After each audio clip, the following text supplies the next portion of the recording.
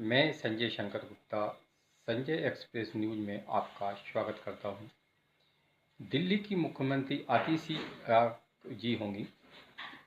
इससे पहले केजरीवाल ने जब अपना इस्तीफा दिया था सीएम पद से, तब उन्होंने 48 घंटे का समय मांगा था। उन्होंने कहा था कि वे अपना इस्तीफा 48 घंटे के बाद देंगे।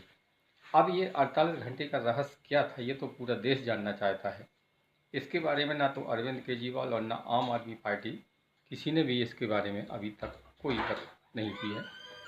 लेकिन इनसाइड स्टोरी में हम बात कर रहे हैं कि आतिशी जी ने सुनीता केजरीवाल को कैसे आउट कर दिया और दिल्ली की मुख्यमंत्री की कुर्सी पर कब्जा कर लिया।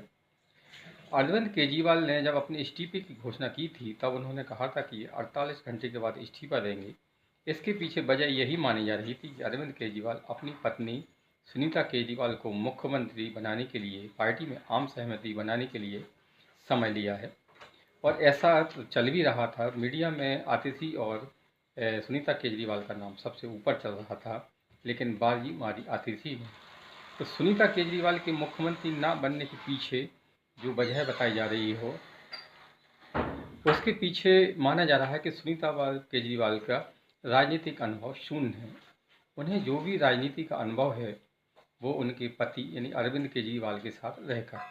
सुनीता केजरीवाल इससे पहले ना तो किसी संवैधानिक पद पर रही हैं, ना ही उन्होंने कोई चुनाव लड़ा है।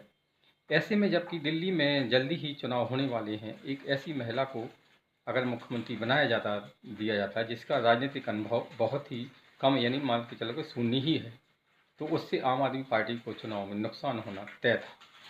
इसलिए अरविंद केजरीवाल ने बड़े ही चालाकी से अपनी पत्नी सुनीता केजरीवाल की जगह आतिशी जी को मुख्यमंत्री बना दिया।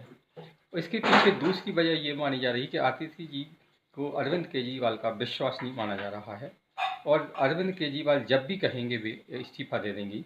उनकी बगावत करने की कोई भी संभावना नहीं है। इसलिए अरविंद केजरीवाल ने अपने उत्तराधिकारी के रूप में आतिशी को चुना। अरविंद केजरीवाल एक मंजे हुए राजनेता हैं और पिछले करीबन 10 साल से दिल्ली के मुख्यमंत्री हैं। ऐसे में वे अच्छी तरह से जानते हैं और कई पार्टियों का उदाहरण उनके सामने है। हाल में ही झारखंड में जो हुआ कि झारखंड के मुख्यमंत्री हेमंत सोरेन जब जेल गए, तो उन्होंने चंपई सोरेन को झारखंड का मुख्यमंत्री बना दिया। लेकिन बाद में चंपई सोरेन ने बगावत कर दी और इस्तीफा देने से पहले तो उन्होंने सीधे सीधे तो मना नहीं किया, लेकिन बाद में बगावत कर वे भाजपा में शामिल हो गए। काफ़ी समय पहले बिहार में भी यही हुआ था। नीतीश कुमार ने जब जीतन राम मांझी को बिहार का मुख्यमंत्री बनाया था, तो जीतन राम मांझी ने बगावत कर दी थी।